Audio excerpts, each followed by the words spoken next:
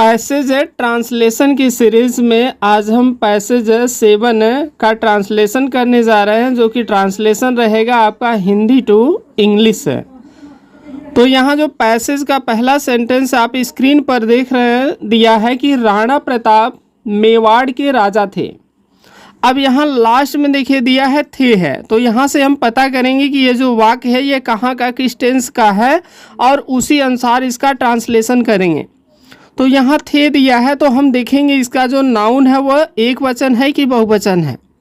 तो यहाँ देखिए इसका जो नाउन है वो क्या है, राणा प्रताप। और राणा प्रताप क्या है, अकेले हैं, यानी जो नाउन है एक वचन है, सिंगुलर है। तो हम क्या करेंगे, थे की अंग्रेजी वाज और वर होती है, लेकिन यहाँ जब नाउन एक वचन है तो हम क्या करेंगे, इसकी अंग्रेजी वाज लिखेंगे। तो सबसे पहले हम इसका क्या करेंगे, कर्ता लिखेंगे जो कार्य कर रहा है। ठीक है, तो यहाँ बात किसकी हो रही है, राणा प्रताप की। तो सबसे पहले हम क्या लिखेंगे, राणा प्रताप। और कोई भी वाक्य जब लिखते हैं तो उसका जो फर्स्ट लेटर है कैपिटल से लिखते हैं, और दूसरी चीज़ कोई भी नाउन है और स्पेशली प्रॉपर नाउन तो हम इसका फर्स्ट जो लेटर है वो कैपिटल से लिखेंगे। तो राणा प्रताप देखिए अलग अलग है, तो हम क्या करेंगे, लिखेंगे राणा प्रताप। अब इसके अलावा क्या करेंगे, हम लिखेंगे यहाँ थे की अंग्रेजी। तो यह तो एक वचन है, तो इसलिए क्या करेंगे, इसकी अंग्रेजी लिखेंगे वाज। फिर क्या दिया है कि राजा थे, तो हम क्या करेंगे, राजा की अंग्रेजी लिखेंगे द किंग। अब देखिए कहाँ के वह राजा थे, मेवाड़ के राजा थे। तो के की अंग्रेजी हम क्या लिखेंगे, ऑफ लिखेंगे। और आपको ट्रांसलेशन में बताएं कि सबसे पहले हमें सब्जेक्ट लिखना है, फिर इसकी जो क्रिया है वो लिखेंगे, फिर इसके जस्ट बगल का, इसके जस्ट बगल का, ऐसे ऐसे ट्रांसलेशन करते हुए हम कहाँ तक आएंगे, सब्जेक्ट तक आएंगे। तो वह कहाँ के राजा थे, मेवाड़ के। तो मेवाड़ एक प्लेस है, इसलिए हम क्या करेंगे, इसका फर्स्ट लेटर कैपिटल में लिखेंगे, हो जाएगा मेवाड़। देखिए हो गया कि Rana Pratap was the king of Mewar. अब यहाँ देखिए जो अगला यहाँ पर सेंटेंस दिया है कि अपने देश की स्वतंत्रता के लिए उन्होंने अनेक कष्ट उठाए। तो अब हमें क्या करना है, पहचानना है कि ये जो वाक्य है ये कहाँ का है, किस टेंस का है, किस यूज आपका है। तो देखिए कह रहा है कि अपने देश की स्वतंत्रता के लिए उन्होंने अनेक कष्ट उठाए। देखिए उठाए मतलब है, यहाँ से लग रहा है कि ये जो कार्य है ये हो चुका है, यानी यहाँ बात किसकी हो रही है, पास्ट टेंस की, जिसमें हम किसका प्रयोग करेंगे, पास्ट इंडेफिनिट टेंस का प्रयोग करेंगे, जिसका रूल होता है सबसे पहले सब्जेक्ट लिखते हैं, फिर क्रिया का सेकंड फॉर्म, उसके बाद क्या करेंगे, कर्म यानी ऑब्जेक्ट लिख देंगे। अब समस्या यह है कि हमें क्या करना है, खोजना है कि इसका जो कर्ता है, सब्जेक्ट है, वो क्या है। तो अब देखिए दिया है कि अपने देश की स्वतंत्रता के लिए उन्होंने अनेक कष्ट उठाए। अब इसमें देखिए देश की स्वतंत्रता की बात हो रही है, कष्ट उठाने की बात हो रही है। तो कष्ट कौन उठा रहा है, उन्होंने। अब जो उन्होंने है ये किसको बता रहा है, वास्तव में यह राणा प्रताप को बता रहा है कि राणा प्रताप किया कि ये अपने देश की स्वतंत्रता के लिए अनेक कष्ट उठाएं। तो आप उन्होंने का सेंस निकाल सकते हैं वे, और वे का सेंस आप निकाल सकते हैं वह, और वह कौन है, राणा प्रताप। देखिए उन्होंने किसको इंडिकेट कर रहा है, ये बहुवचन की तरफ इशारा कर रहा है। ऐसा लग रहा है जैसे कई लोग मिलकर किए हैं। तो आप इसको वे समझ सकते हैं कि वे अपने देश की स्वतंत्रता के लिए अनेक कष्ट उठाएं। तो वे का अगर आप दे अंग्रेजी लिखेंगे तो दे किसको बताता है, यह कई लोगों को बताता है, बहुवचन की तरफ संकेत करता है। इसलिए हम क्या करेंगे, यहाँ वह का अंग्रेजी लिखेंगे यानी ही लिखेंगे, और वह किसे बताएगा, राणा प्रताप को ही बताएगा। तो वास्तव में यहाँ जो करता है वो क्या हो जाएगा, वह है, यानी अपने देश की स्वतंत्रता के लिए वह अनेक कष्ट उठाए। इसी को आपको समझना, आप समझिए कि लिखा तो यह इस तरह से, लेकिन आपको समझना है कि यहाँ यह लिखा है कि वह अनेक कष्ट उठाए अपने देश की स्वतंत्रता के लिए, या समझिए कि अपने देश की स्वतंत्रता के लिए वह अनेक कष्ट उठाए। क्योंकि यहाँ बात किसकी हो रही है, सिर्फ और सिर्फ एक ही व्यक्ति की बात हो रही है, राणा प्रताप की। तो हम इसके लिए कर्ता क्या लिखेंगे, ही लिखेंगे। अब देखिए कष्ट उठाना यही क्या है, क्रिया है। तो कष्ट उठाना कहिए या कि ये कष्ट सहन करना या झेलना। तो इसके लिए हम किसका प्रयोग करते हैं? सफ़र का। SUFFERED, इसी में ईडी जोड़ देंगे तो हो जाएगा ही सफर्ड, वह कष्ट उठाए थे। कह रहा अनेक कष्ट उठाए थे। तो यहाँ हम अनेक के लिए मेनी नहीं लिखेंगे, MANY नहीं लिखेंगे, क्योंकि ये किसके लिए होता है? उस नाउन के लिए होता है जो कि काउंटेबल हो। लेकिन यहाँ कष्ट की बात हो रही है, कष्ट का नाम लेकर हम नहीं गिनते हैं। 1 कष्ट, 2 कष्ट, 3 कष्ट, इस तरह से नहीं गिनते हैं। ये क्या है? अनकाउंटेबल है। तो हम इसको लिख सकते हैं एलाट। ही सफर्ड, वह सहन किए थे, वह झेले थे। क्या किए थे? एलाट मीन्स अधिक कह सकते हैं। अब देखिए दिया है के लिए, ठीक है। तो के लिए की अंग्रेजी होती है फॉर, FOR हो जाएगा। फॉर किसके लिए? अपने देश की स्वतंत्रता के लिए। तो फॉर उसके बाद स्वतंत्रता का क्या लिखेंगे? फ्रीडम हो जाएगा। For the freedom, FREEDOM। कह रहे हैं कि फॉर द फ्रीडम है यानी स्वतंत्रता के लिए अपने देश की। तो की अंग्रेजी क्या लिखेंगे? ऑफ। और अपने की अंग्रेजी आप लिख सकते हैं हिज, और फिर देश का क्या लिख सकते हैं? कंट्री। अब एक चीज ध्यान देना, यहाँ अपने देश की स्वतंत्रता के लिए, तो यहाँ कर्ता हम क्या माने हैं? वह माने हैं। वह की अंग्रेजी हम क्या लिखेंगे? ही लिखे हैं। तो ही के साथ जो अपने की अंग्रेजी होगी हम क्या लिखेंगे? हिज लिखेंगे। हिज की जगह हम क्या लिख सकते हैं? हम लिख सकते हैं आवर। क्योंकि ये जो कंट्री है, ये जो देश है, सिर्फ राणा प्रताप का नहीं है। ये देश सिर्फ राणा प्रताप का नहीं है, बल्कि यह सभी लोगों का है। तो आवर में हो जाएगा हमारा। लेकिन आप यहाँ क्या करिए, सबसे अच्छा है कि आप हिज लिखिए, दोनों आप लिख सकते हैं। तो हो जाएगा ही सफर्ड, वह क्या किए थे? झेले थे, सहन किए थे। एलाट मीन्स होता है बहुत अधिक, ठीक है। फॉर द फ्रीडम, किसके लिए? फॉर द फ्रीडम, आज़ादी के लिए। ऑफ हिज या ऑफ आवर कंट्री, वह हमारे देश के लिए या अपने देश के लिए वह अनेक कष्ट को क्या किए थे? सहन किए थे या झेले थे। अगला वाक्य इसमें दिया है कि अकबर की सेना ने उन्हें हल्दी घाटी के युद्ध में हरा दिया। अकबर की सेना ने उन्हें हल्दी घाटी के युद्ध में हरा दिया। आप इस सेंटेंस को जब पहचानेंगे तो पता चलेगा यह भी सेंटेंस कहाँ का है। यह है पास्ट इंडेफिनिट टेंस का है, यानी इसमें भी वही रूल लगेगा जो इसमें लगा है। सबसे पहले कर्ता लिखेंगे, क्रिया का सेकेंड फॉर्म, उसके बाद ऑब्जेक्ट लिखेंगे। अब यहाँ देखिए इसका जो कर्ता है वो क्या है? इसका कर्ता है अकबर की सेना ने, यानी ये इसका क्या हो जाएगा? कर्ता हो जाएगा, अकबर की सेना ने।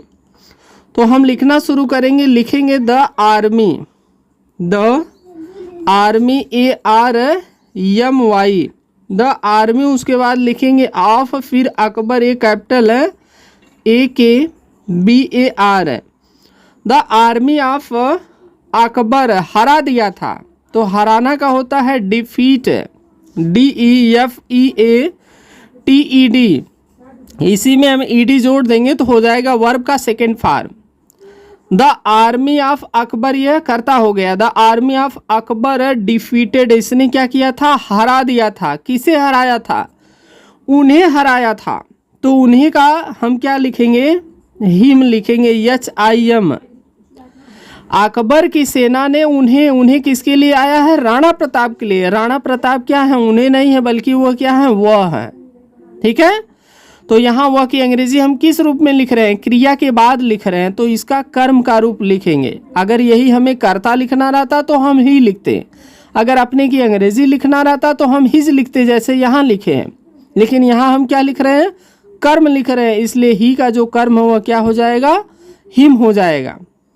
कह रहा हल्दी घाटी के युद्ध में, तो में का अंग्रेजी क्या लिखेंगे? इन हो जाएगा, इन द। और युद्ध का क्या होता है? Battle, BATTLE, in the battle of Haldi Ghati, H capital है, HALDI, हल्दी हो जाएगा। उसके बाद क्या लिखेंगे? घाटी। द आर्मी ऑफ अकबर, यानी अकबर की जो सेना थी डिफीटेड हम उन्हें क्या की, हरा दी थी। कहाँ पर? इन द बैटल मीन्स युद्ध में, ऑफ हल्दी घाटी, हल्दी घाटी के युद्ध में जो अकबर की सेना थी उसने उन्हें क्या किया था, हरा दिया था। लास्ट जो वाक्य इसमें दिया है कि वे जंगलों में रहने लगे किंतु उन्होंने हार स्वीकार नहीं की। यहाँ देखिए दो सेंटेंस है, कह रहा है कि वे जंगलों में रहने लगे और फिर यहाँ पर क्या दिया है, कंजक्शन है। तो सबसे पहले यहाँ तक हम ट्रांसलेशन करेंगे। वे जंगलों में रहने लगे। अब बताइए वे जंगलों में रहने लगे, तो आपके दिमाग में आएगा कि वे की अंग्रेजी हम दे लिख दें, जबकि गलत हो जाएगा। यहाँ जो लिखा है उसको आपको समझना है, ये नहीं कि यहाँ वे लिखा है तो इसकी अंग्रेजी हम दे लिख दें। अगर इसकी अंग्रेजी आप दे लिखेंगे तो यह बिल्कुल 100% गलत हो जाएगा। आपको कहानी को, इसका जो मीनिंग है, सेंस है, उसको समझना है। जंगल में कौन रहने लगे? राणा प्रताप की बात हुई है। राणा प्रताप क्या है? अकेले हैं, यानी सिंगुलर सब्जेक्ट है, तो इनके लिए किसका प्रयोग करेंगे? हमेशा ही लिखेंगे, न कि दे लिखेंगे। भले ही यहाँ वे लिखा है, यह आपको बहकाने के लिए लिखा है, भटकाने के लिए। आपको सेंस समझना है। वे जंगलों में रहने लगे, अर्थात हो जाएगा वह जंगलों में रहने लगे, या कहिए कि वह जंगल में रहने लगे। तो वह का अंग्रेजी हम क्या लिखेंगे? ही लिखेंगे। अब देखिए यह लगे, तो यह यूज ऑफ होता है, ठीक है। जिस वाक्य के अंत में लगा है, लगी है, लगे इस तरह आता है, तो यहाँ हम बिगिन टू का प्रयोग करते हैं। देखिए BEGAN, बिगिन टू, लगा है, लगी है, लगे हैं। वह जंगलों में रहने लगे, तो हो जाएगा ही, उसके बाद क्या लिखेंगे? Begin to, he begin to, और इसके बाद वर्ब का फर्स्ट फॉर्म लिखेंगे रहना। रहने का अंग्रेजी हो जाएगा लिव, LIVE। ही वह बिगिन टू लिव मीन्स वह रहने लगे। कहाँ रहने लगे? जंगलों में। तो में का अंग्रेजी लिखेंगे इन, और फिर जंगलों का आप क्या करिए, जंगलों लिखा है तो फॉरेस्ट लिखेंगे, फिर भी काम हो जाएगा, लेकिन जंगलों लिखा है तो आप यस भी लगा सकते हैं। ही वह बिगिन टू लिव, वह रहने लगे। कहाँ पर? इन फॉरेस्ट, यानी वह जंगलों में क्या करने लगे? रहने लगे। अब देखिए वाक्य जुड़ा हुआ है कंजक्शन के द्वारा। किंतु की अंग्रेजी क्या लिखेंगे? बट। किंतु की अंग्रेजी हो जाएगा बट, लेकिन उसके बाद क्या हो जाएगा? उन्होंने हार स्वीकार नहीं की।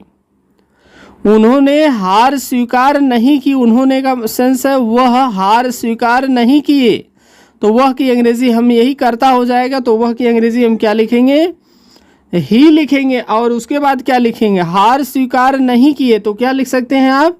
लिख सकते हैं ही डिड नॉट, स्वीकार करना का लिखिए एक्सेप्ट। ही मीन्स वह डिड नॉट एक्सेप्ट, वह स्वीकार नहीं किए, किसको? हार को, ठीक है। तो यहाँ क्या लिखिए? लिखिए डिफीट, DEFEAT। ही वह डिड नॉट एक्सेप्ट डिफीट, वह हार को स्वीकार नहीं किए। डिफीट की जगह आप फेलोर भी लिख सकते हैं, या आप लिख सकते हैं कि ही मीन्स वह।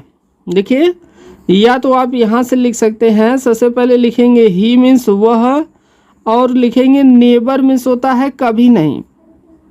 ही मीन्स वह, नेवर मीन्स होता है कभी नहीं, और स्वीकार करना का हो जाएगा एक्सेप्टेड। इसका रूल होता है सबसे पहले सब्जेक्ट लिखेंगे, उसके बाद नेवर लिखते हैं। जब भी नेवर आता है तो सब्जेक्ट लिखेंगे, नेवर लिखेंगे, और इसके साथ वर्ब का सेकंड फॉर्म यूज होता है, उसके बाद ऑब्जेक्ट का यूज करते हैं।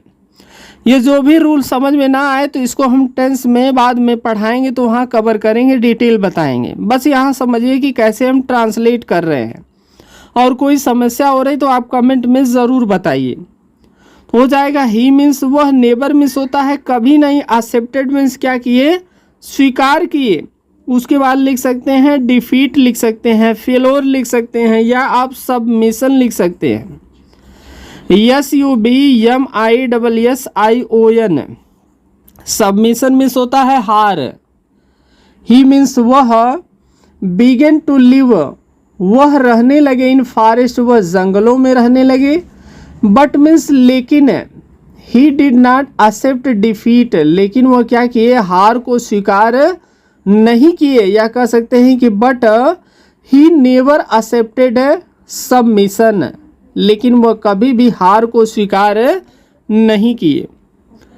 तो इसका जो 7 पैसेज था यहाँ समाप्त हो रहा है, और इसका जो नेक्स्ट पैसेज है यानी पैसेज नंबर 8 है उसको हम नेक्स्ट वीडियो में बताएंगे। तो वीडियो आपको पसंद आई हो तो आप इसे लाइक करें, शेयर करें, और कोई भी क्वारी है कमेंट करें। और फ्यूचर में ऐसे वीडियो पाने के लिए आप चैनल को सब्सक्राइब करके बेल का आइकन प्रेस करके ऑल के आइकन पर क्लिक ज़रूर करें। तो आज के लिए बस इतना ही। Thanks for watching.